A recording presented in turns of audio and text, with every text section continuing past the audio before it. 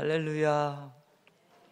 오늘 찬송 후에 영광의 박수가 그 어느 때보다 더 큰 것 같아요. 왜냐하면 부활의 기쁨, 부활의 영광의 의미를 더 담았기 때문이라 생각이 되어집니다.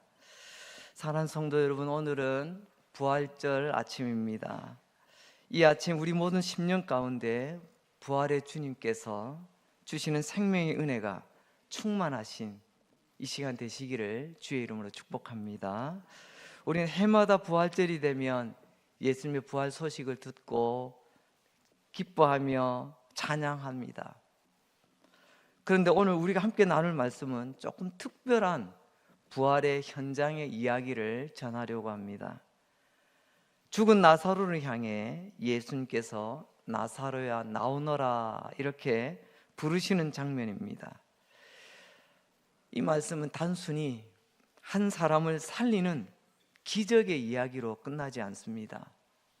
이 말씀은 죽음 앞에 선 인간의 현실이 무엇인지, 또한 그리고 그 죽음을 깨뜨리시는 예수님이 누구신지를 분명히 드러내주는 말씀입니다. 성경을 보면 나사로는 어느 날 갑자기 죽은 게 아니랍니다. 알아 누웠습니다. 꽤 긴 시간 아팠던 것 같습니다. 그러다가 결국에는 숨을 거두고 말았습니다. 누이였던 마르다와 마리아는 통곡했습니다. 소식을 전해들은 이웃들, 베다니 사람들도 함께 울었습니다. 집안 전체가 눈물과 슬픔으로 가득 찼습니다. 그런데 이 눈물이 어찌 나사로의 집에서만 있는 일이겠습니까? 어쩌면 우리가 살아가는 삶의 자리에 언제나 늘 있는 그런 눈물 이야기 아니겠습니까? 우리도 살면서 질병을 만나기도 하고 실패를 겪기도 하고 관계의 아픔을 경험하기도 하고 감당하기 어려운 슬픔을 겪기도 합니다. 그렇습니다. 결국에는 그리고 죽음이라고 하는 현실을 우리는 맞닥뜨리게 됩니다. 오늘 본문을 보면 나사로를 가르쳐 예수께서 사랑하신 자라고 설명하고 있습니다. 여러분, 예수님이 사랑하던 나사로였습니다. 그런데 그 예수님이 사랑하던 나사로가 병에 들었다네요. 예수님이 사랑하던 그 나사로가 죽었다네요. 이건 어찌된 일인가요? 우리도 마찬가지입니다. 우리도 주님을 사랑하지만 주님을 사랑한다고 해서 우리 인생에 고난이 없는 건 아닙니다. 우리도 믿음의 사람이지만 믿음 가운데 늙어갑니다. 믿음 가운데 약해져 가기도 합니다. 믿음 가운데 때로는요 눈물의 시간을 지나기도 합니다. 그런데 오늘 말씀은 바로 그 눈물의 현장, 죽음의 현장에 예수님께서 친히 찾아오셨다고 말씀하고 계십니다. 그리고 그 자리에서 놀라운 생명의 역사가 일어나게 되는 거죠. 오늘 이 말씀을 통해서 크게 세 가지 은혜에 집중하려고 합니다. 첫 번째는 예수님은 우는 자와 함께 우시고 또한 죽음의 권세 앞에서 비통해 하셨다는 겁니다. 예수님이 나사로의 집에 도착하셨을 때 사람들이 보기에는요 너무 늦었어요. 예수님이 지금 타이밍을 놓치신 거예요. 이미 나사로는 죽었고 죽은 뒤 나흘이나 지났답니다. 그것도 저 중동, 저 뜨거운 나라에서 장례도 끝났고 무덤문은 닫혔고 그야말로 모든 게 상황 끝, 상황 종료가 된 것 같아요. 우리 인생도 그런 순간이 있죠. 때로는 너무 늦었어, 너무 늦었어. 이미 끝난 것 같을 때가 있습니다. 이젠 돌이킬 수 없다고 여겨질 때가 있을 것 같습니다. 그런데 여러분, 사람의 시간은 끝난 것 같아도 하나님의 시간은 끝나지 않았다는 겁니다. 우리 눈에는 늦어 보여도 주님께는 늦지 않았다는 것입니다. 그런데 예수님은 도착하시자마자 우리의 기대가 있습니다. 이제 됐다. 예수님이 오셨으니까 기적이 일어날 거야. 예수님이 오시자마자 기적부터 행하지 않으셨습니다. 가장 먼저 하신 일이 뭐죠? 예수님 그 슬픔의 자리 찾아오셔서 제일 먼저 하신 거예요. 예수님 우셨습니다. 요한복음 11장 35절입니다. 예수께서 눈물을 흘리시더라. 내 마음은, 우리는 당장 기적을 보여주세요. 당신 살아계심의 능력을 보여주세요. 이렇게 요구하고 싶은데, 근데 예수님은요, 오셔서 제일 먼저 하신 게 눈물을 흘리셨다는 거예요. 예수님은 마리아가 우는 것을 보셨고 함께 온 사람들도 우는 것을 보셨습니다. 사랑하는 이를 잃고 무너져가는 사람들을 보셨습니다. 그리고 예수님도 함께 우셨습니다. 예수님은 하나님이시기에 우리의 슬픈, 우리의 고통 그냥 팔짱 끼고 구경만 하시는 분이 아니라는 겁니다. 우리의 눈물을 외면하시는 분이 아니십니다. 말씀 그대로, 예수님 말씀대로 하셨어요. 우는 자와 함께 울라. 일반 종교인은 이렇게 못합니다. 그러나 주님은 그렇게 하셨어요. 우는 자와 함께 울라 말씀하셨던 주님, 당신이 직접 우는 자들과 함께 우는 모습을 오늘 보여주고 계십니다. 내가 무너질 때 다른 사람은 몰라도 우리 주님은 아십니다. 내가 말 못할 슬픔 속에 있을 때 다른 사람은 몰라도 우리 주님은 아십니다. 내가 견디기 힘든 시간을 지날 때에도 남들은 나와 함께 하지 않아도 주님은 나와 함께 하십니다. 두 번째로, 예수님은 죽음 앞에 놓인 인간의 비참한 현실을 보시고 비통해 하셨습니다. 본문에서 예수님은 심히 비통히 여기셨답니다. 이건 단순한 감정이 격동하여 너무 슬퍼하셨다, 감정에 요동치는 모습을 말하는 게 아닙니다. 예수님이 비통하신 이유는 다름이 아니라 죽음 앞에서 무너질 수밖에 없는 우리의 진짜 모습을 보았기 때문에 그렇습니다. 원래 인간은 이렇게 죽음 앞에 무너질 사람들이 아니에요. 하나님께서 우리를 흙을 빚어 만드시고 코에 생기를 불어넣으실 때 죽으라고 만드신 게 아니에요. 어떻게 알 수 있죠? 에덴 동산에 영생하는 나무를 두셨잖아요.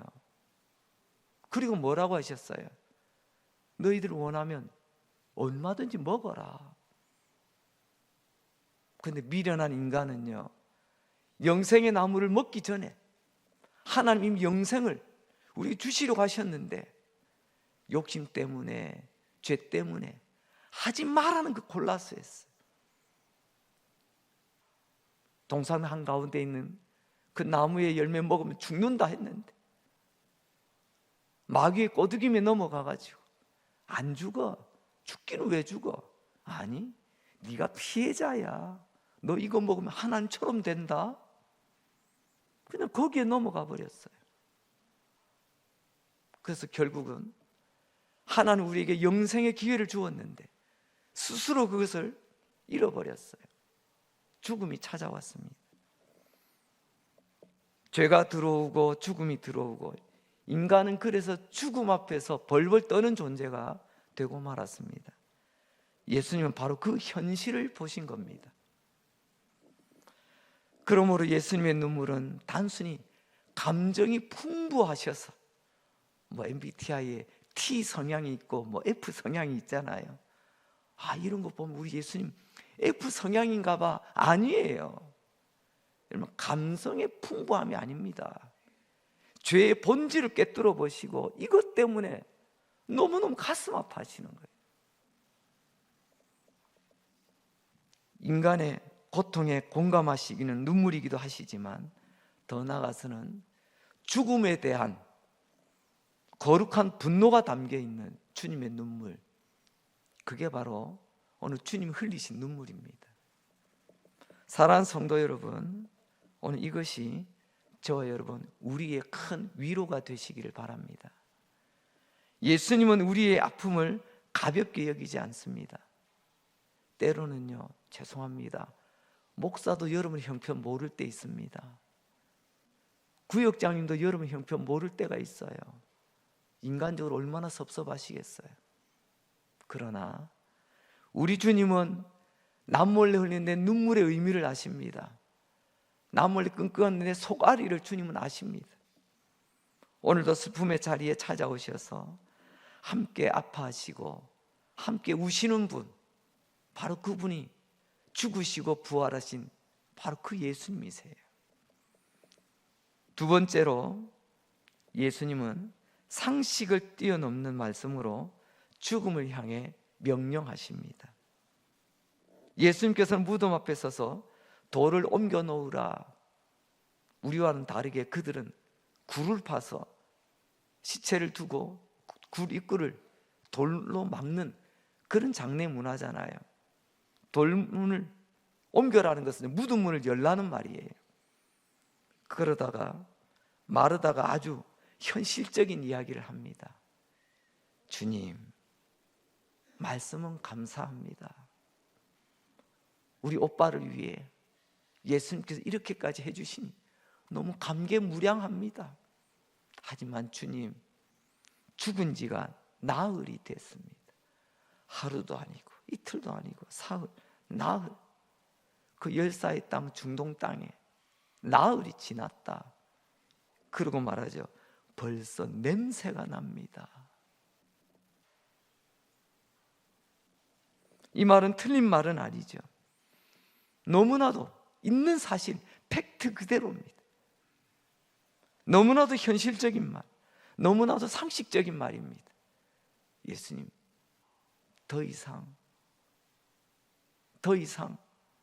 여기서 한 걸음 더 나가지 마세요. 쉽게 말하면 이런 거죠. 너무 늦었습니다. 이미 끝났습니다. 이제 와서 무덤문 열어본데 무슨 소용이 있습니까? 아마 우리도 이런 말 자주 하지 않습니까? 이제 너무 늦었어. 이미 틀렸어. 나는 이제 여기까지인가 봐.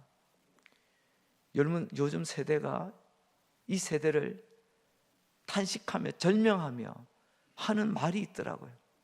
이생망이라고. 아십니까? 이번 생은 이제 망한 것 같아. 이생망이랍니다. 돌이킬 수가 없다는 거예요. 이제 모든 것 끝났습니다. 되돌릴 수가 없습니다.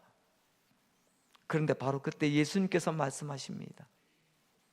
네가 믿으면 하나님의 영광을 보리라. 믿으면 하나님의 영광을 본다는 거예요. 할렐루야. 믿지 못하니까 하나님의 영광 입에 달고 살지만 우리가 영광을 보지 못한다는 거죠. 사랑하는 성도 여러분, 이 말씀 꼭 붙드시기 바랍니다. 상황이 끝난 것 같아도 믿으면 하나님의 영광을 보게 될 줄로 믿습니다. 문이 닫힌 것 같아도 믿으면 하나님의 영광을 봅니다. 무덤의 냄새가 나는 현실 앞에서도 믿으면 하나님의 영광을 보게 됩니다. 믿음은 현실을 부정하는 게 아니에요. 현실보다 더 크신 예수님을 바라보는 것을 믿음이라고 합니다.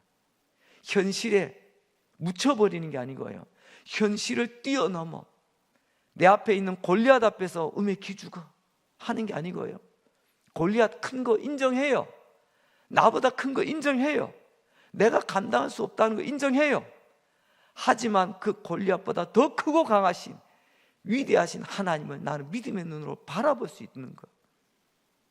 그때 우리는 다윗의 믿음으로 외칠 수 있는 겁니다. 내 계산보다 크신 하나님의 능력을 신뢰할 수 있게 되는 것입니다. 그리고 예수님은 그 무덤을 향해 큰 소리로 외칩니다.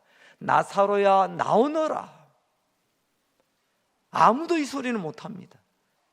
현실을 꿰뚫어보는 사람이랄지라도, 현실 진단까지는 할 수 있어도 이미 늦었어. 냄새가 나.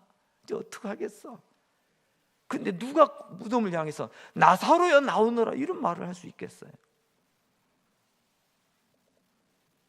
이것은 단순히 죽은 사람을 부르는 소리가 아닙니다. 죽음을 향한 명령입니다. 사망을 향한 권세 있는 선포이기도 합니다. 그 순간 놀라운 일이 일어나죠. 죽었던 나사로가 일어납니다. 죽었던 나사로가 몸에 칭칭 감고 있던, 우리로 치면 수위, 그들로서는요 배로서 시신을 동요매는 거 아시죠? 그렇게 둘러맵니다. 예수님께서 나오라니 몸에 그 둘러맸던 그 베옷 그대로 나오는 거예요. 예수님 말씀은 그때나 지금이나 똑같이 능력이 있는 줄로 믿습니다. 시간 지나서 배터리 방전되듯이 예수님 요즘 와가지고 능력이 떨어지신 분 아니에요. 사람의 말은 위로할 수 있어도 죽은 것을 살릴 수는 없습니다. 그러나 주님의 말씀은 다르죠. 죽은 것을 살리고 다친 것을 여시고 묶인 것을 풀어주십니다. 예수님께서 이어서 이렇게 말씀하시죠. 풀어놓아 다니게 하라.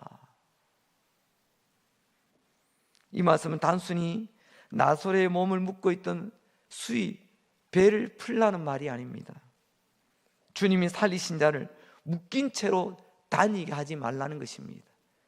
주님이 살아나게 하셨다면 이제 자유롭게 돌아다니라는 겁니다. 자유를 선언하시는 겁니다. 오늘 이 부활절 아침 우리 안에 묶여있는 것들도 주님의 은혜 가운데 풀려지는 역사가 있기를 바랍니다. 두려움에서 풀려나시기 바랍니다. 절망에서 풀려나시기 바랍니다. 체념에서 풀려나고 죄책감과 낙심의 결박으로부터 풀려나는 그런 은혜가 이 부활절 아침에 있기를 바랍니다. 주님 오늘도 말씀하십니다. 돌을 옮겨 놓아라. 믿으면 하나님의 영광을 보리라. 나오너라. 풀어놓아 다니게 하라. 그때 그들에게 던지셨던 말씀, 오늘 나에게, 우리에게 주시는 부활의 메시지인 줄로 믿습니다. 오늘 이 말씀이 여러분의 심령에 살아있는 주님의 음성으로 들려지시기를 주님의 이름으로 축복합니다. 마지막으로 세 번째입니다. 이 사건은 예수님이 누구신지를 보여주시고 또한 장차 우리에게 어떤 일이 일어날지를 보여주시는 말씀입니다. 그것은 곧 부활이요 생명이신 주님을 믿는 자의 소망이 무엇인가를 알려주시는 말씀이에요. 예수님은 마르다에게 이렇게 말씀하셨죠. 제가 한번 기록된 말씀대로 읽겠습니다. 나는 부활이요 생명이니 나를 믿는 자는 죽어도 살겠고 무릇 살아서 나를 믿는 자는 영원히 죽지 아니하리니 이것을 네가 믿느냐? 여러분은 믿습니까? 믿으면 하나님의 영광 보게 될 줄로 믿습니다. 이 말씀이 핵심입니다. 예수님은요, 내가 부활을 줄게, 내가 생명을 줄게 라고 말씀하지 않습니다. 예수님은 나는 부활이다, 나는 생명이다, 그리고 이 생명의 주인 죽음을 이기신 예수님을 믿으라고 말씀하십니다. 나사로는 예수님 때문에 살아났지만 예수님은 스스로의 능력으로 죽음에서 일어나셨습니다. 그래서 부활절의 중심은 단순히 기적이 일어났다 이게 아니에요. 부활절은 기적이 아닙니다. 부활이신 예수님께서 실제로 부활하셨다는 거예요. 이게 복음입니다. 우리가 믿는 복음. 그리고 나사로 사건은 장차 우리에게 주어질 부활의 예표, 예고편이라는 거예요. 마지막 날 주님은 믿는 자들을 다시 부르실 것입니다. 마지막 날 주님은 우리도 무덤에서 일어나게 하실 것입니다. 고린도전서 15장 52절 우리 함께 읽어볼까요? 시작. 나팔 소리가 나매 죽은 자들이 썩지 아니할 것으로 다시 살아나고 우리도 변화되리라. 할렐루야. 우리는 이걸 믿는 사람이에요. 오늘도 우리는 예배 시작하며 사도신경으로 고백했습니다. 성부 하나님을 믿습니다. 성자 하나님을 믿습니다. 성령 하나님을 믿습니다. 그리고 마지막에는요, 우리 몸이 다시 사는 것과 영원히 사는 것을 믿노라고 고백하고 지금 우리가 예배를 드리고 있습니다. 나사로는 살아났지만 다시 죽을 몸으로 살아났습니다. 나사로는 다시 살아났다. 이 나사로의 살아난 것은 우리의 부활하고는 차원이 다릅니다. 나사로는 다시 죽어요. 나중에 죽습니다. 그러나 우리는 장차 입게 될 부활의 몸은 전혀 다르죠. 어떻게 다릅니까? 다시 죽지 않는 몸, 썩지 않는 몸, 그리고 영광의 몸, 신령한 몸, 주님처럼 되는 몸이 됩니다. 사랑하는 성도 여러분, 부활신앙은 막연한 위로가 아니에요. 죽으면 끝이 아니다 정도의 막연한 희망이 아닙니다. 부활신앙은 하나님께서 마지막 날 우리를 다시 살리시고 또한 영광스러운 몸을 입히시고 새 하늘과 새 땅에서 영원한 생명을 누리게 하신다는 분명한 약속이라는 거예요. 이 소망이 오늘 우리 안에 더 분명해지시기를 바랍니다. 우리는 나이 들 수 있어요. 병들 수도 있습니다. 약해질 수도 있어요. 그러나 그것이 끝이 아닙니다. 마지막 날 주님이 우리의 이름을 부르게 될 것입니다. 그리고 우리는 영광 가운데 일어나게 될 것입니다. 이제 말씀을 맺으려고 합니다. 오늘 예수님은 마르다에게 하셨던 질문을 우리에게도 그대로 하십니다. 이것을 네가 믿느냐? 아느냐가 아니에요. 이것을 네가 믿느냐? 내가 부활이요 생명인 것을 네가 믿느냐? 나를 믿는 자는 죽어도 살겠고 영원히 죽지 아니한다는 것을 네가 믿느냐? 마지막 날 내가 너를 부를 것을 믿느냐? 여러분의 믿음이 무엇입니까? 믿음은 예수님을 좋은 분이라고 인정하는 정도가 아니에요. 믿음은 예수님이 나의 부활이요 나의 생명이심을 믿습니다. 이게 믿음이에요. 믿음은 내 인생의 끝이 무덤이 아니라 주님 안에서 영생이라는 사실을 받아들이는 것, 이게 믿음이에요. 그래서 이 부활절 아침에 우리 모두 이 질문 앞에 분명히 대답할 수 있길 바랍니다. 예, 주님, 나는 믿습니다. 주님은 나의 부활이심을 믿습니다. 주님은 나의 생명이심을 믿습니다. 주님은 나의 소망이심을 믿습니다. 할렐루야. 사랑하는 성도 여러분, 눈물의 자리에서도 주님은 함께 하십니다. 무덤 같은 현실 앞에서도 주님은 말씀하십니다. 죽음보다 크신 예수님, 무덤보다 강하신 예수님, 마지막 날 우리를 영광으로 부르실 예수님은 끝날까지 붙드시는 저와 여러분의 그 부활의 주님, 바로 그 주님이 오늘 우리와 함께 하심을 믿고 이 부활절 영광을 주님 부르시는 그날까지 노래 부르며 함께 승리하며 달려가시는 저와 여러분이 될 수 있기를 주의 이름으로 축복합니다.